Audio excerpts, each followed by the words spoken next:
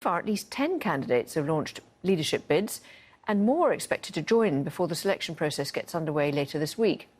In the last hour, Foreign Secretary Liz Truss announced she's joining the pack. Paul Brennan looks at the key issues they need to address.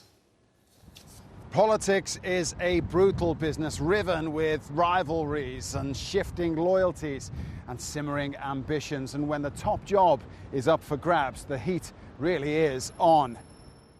It looks like it's shaping up to be a very kind of nasty leadership campaign. If that does happen, of course, whoever wins will be providing over a very fractured party at a point at which we're going through a once-in-a-lifetime cost of living crisis.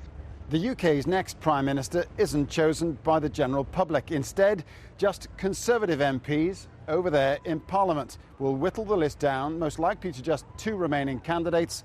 And then the Conservative Party membership in the country, around 160,000 of them, will cast their postal ballots.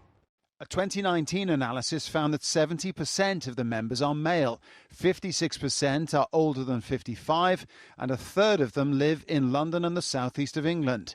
Expect policies which appeal explicitly or implicitly to that demographic. The Conservative Party models itself as the party for business. Conservative voters generally don't support high taxes. They inhibit enterprise and growth, they believe. So it's no surprise that at this early stage of the contest, the leadership rivals are falling over themselves to promise tax cuts. Look, I believe in a lower tax, lower regulation, cut the red tape economy. I think no Conservative should raise taxes either. What you need are smart tax cuts that will grow the economy. I've always been a low-tax Conservative, and I'm delighted that others are following. Whatever you decide on economic policy has risk, whichever way you go. But I think the much greater risk is not having the tax cuts.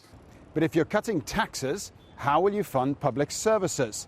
Nearly 6.5 million patients are currently waiting for hospital treatment in England, such as knee replacements or eye surgery. And the next PM needs to have a plan.